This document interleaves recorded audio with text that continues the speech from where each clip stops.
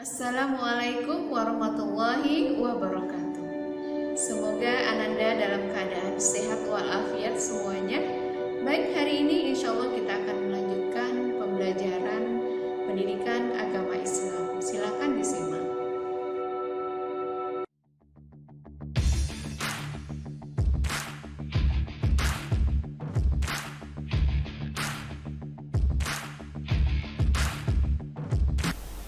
Berikutnya adalah sholat sunnah berjamaah dan munfarid.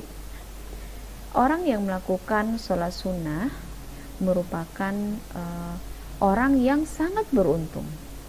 Kenapa? Karena dia akan memperolehkan pahala yang besar, ya, ketimbang orang yang tidak melakukan sholat sunnah sama sekali. Maka kedudukan sholat sunnah ini adalah sangat penting. Macam-macam sholat sunnah. Sholat sunnah ada yang dilakukan dengan berjamaah dan ada pula yang dilakukan secara sendiri atau munfarid. Sholat sunnah berjamaah, sholat sunnah yang dilakukan secara berjamaah. Salah satunya ada yang menjadi imam dan yang lainnya sebagai makmum. Sholat sunnah sendiri, sholat sunnah yang dilakukan secara sendiri-sendiri. Nah, adapun sholat yang bisa dilakukan secara berjamaah dan secara sendiri atau munfarid. Berikutnya ada macam-macam sholat sunnah. Nah, sholat sunnah di sini terbagi dua, ada sholat sunnah berjamaah dan ada sholat sunnah sendiri. Kita sekarang coba lihat sholat sunnah berjamaah. Sholat sunnah berjamaah ada sholat id atau sholat idul fitri dan idul adha. Kemudian ada sholat istisqa, yaitu sholat meminta hujan kepada Allah Subhanahu wa Ta'ala.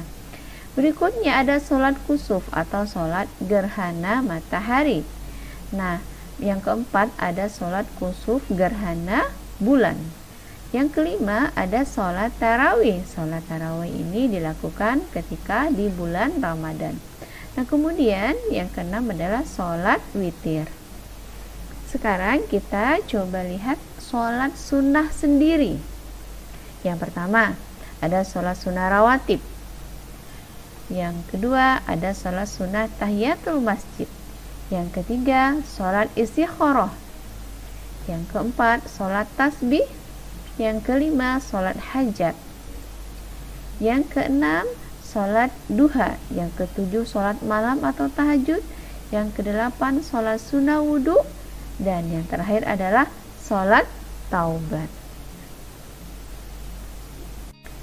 Berikutnya sholat sunnah berjamaah.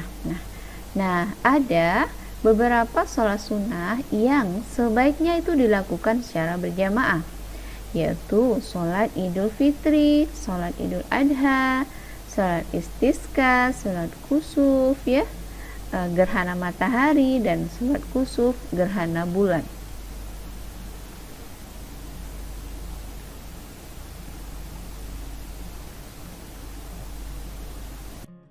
Sholat sunnah hari raya atau sholat id. Sholat id hukumnya sunnah muakkad bagi laki-laki dan perempuan, baik yang bermukim atau musafir. Kemudian sholat id boleh dikerjakan sendiri dan lebih baik dikerjakan secara berjamaah. Sholat hari raya ada dua, yaitu idul fitri, ya, kemudian ada sholat idul adha. Nah, kalau sholat idul fitri itu dilakukan pada 1 Syawal, sedangkan adha itu dilakukan pada 10 Dzulhijjah. Kemudian waktu sholat id itu dimulai dari terbit matahari sampai matahari condong. Nah, cara mengerjakan sholat id. Yang pertama, berangkat ke masjid atau ke lapangan. Berikutnya, mengerjakan 2 rakaat sholat sunnah tahiyatul masjid jika sholat id dilakukan di masjid. Kemudian berikutnya adalah melafalkan niat sholat id, niat sholat idul fitri. Usalli sunatal idul fitri rakaataini ma'mumah. atau imaman lillahi ta'ala. Niat sholat Idul Adha. Usolli sunatali Idul Adha rakaataini ma'muman atau imaman lillahi ta'ala.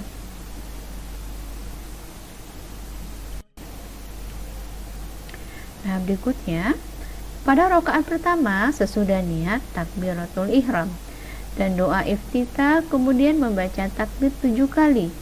Disunahkan membaca subhanallah walhamdulillah wala ilaha illallah wallahu akbar setiap kali takbir. Kemudian membaca Al-Fatihah dan surah.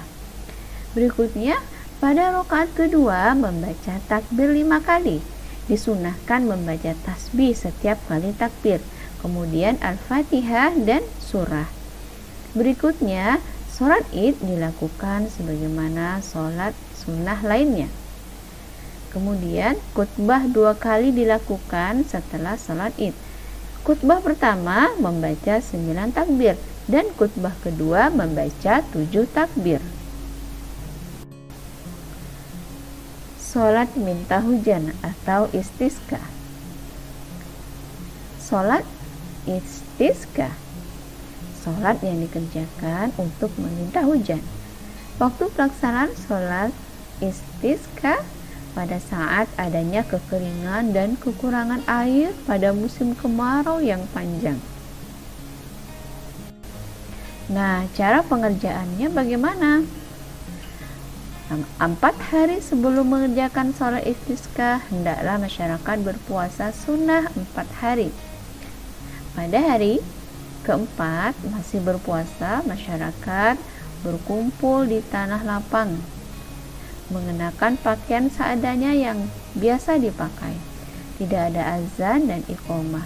Sholat 2 rakaat dimulai sebagaimana sholat biasa dan dipimpin oleh imam. Setelah sholat dilanjutkan dengan khutbah dan hendaklah dimulai dengan memohon ampun kepada Allah 9 kali dalam khutbah pertama. Dilanjutkan dengan puji-pujian, syahadat, sholawat, lalu khatib memberikan nasihat-nasihat.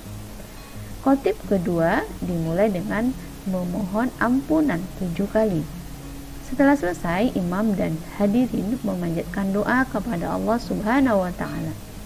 Dalam berdoa tentunya sambil mengangkat tangan, menengadahkan langit dan merendahkan diri menghadap kiblat dan membalikkan syalnya. Sholat gerhana. Sholat sunnah gerhana adalah sholat yang dikerjakan karena adanya gerhana bulan atau matahari. Sholat gerhana bulan dinamakan sholat kusuf dan gerhana matahari dinamakan sholat kusuf. Kedua, sholat ini hukumnya sunat muakkad. Waktu melaksanakan sholat gerhana matahari yaitu mulai timbul gerhana sampai matahari kembali seperti biasa atau sampai terbenam. Sholat gerhana bulan waktunya mulai terjadi gerhana sampai terbit kembali atau sampai bulan tampak dengan utuh. Nah, bagaimana cara melakukan sholat gerhana? Yang pertama, sholat 2 rakaat dilakukan tidak seperti sholat sunnah biasa. Berikutnya, pada rakaat pertama setelah takbiratul ihram membaca surah yang panjang. Kemudian ruku dan i'tidal. Setelah i'tidal tidak langsung sujud melainkan membaca surah Al-Fatihah dan surat yang lebih pendek. Kemudian ruku, i'tidal yang kedua, lalu sujud bagaimana biasa. Cara melakukan sholat gerhana. Pada rakaat kedua sama halnya dengan rakaat pertama. Pada sholat gerhana bulan, bacaan imam dinyaringkan atau dijahar. Dalam gerhana matahari, suara imam tidak nyaring atau sir. Sholat gerhana. Lafal niat sholat gerhana matahari atau sholat kusuf usolli sunnatal kusufi syamsi ra'ataini lillahi ta'ala. Kemudian niat salat gerhana bulan. Usolli sunnatal khusufil qamari ra'ataini lillahi ta'ala. Alhamdulillah sudah selesai pembelajaran PAI pada hari ini. Semoga antum bisa mengambil hikmahnya sehingga antum bisa terapkan dalam kehidupan antum sehari-hari. Baik, sama-sama kita tutup dengan hamdalah.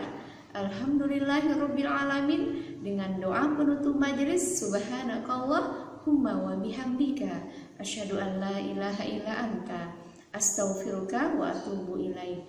Assalamualaikum warahmatullahi wabarakatuh.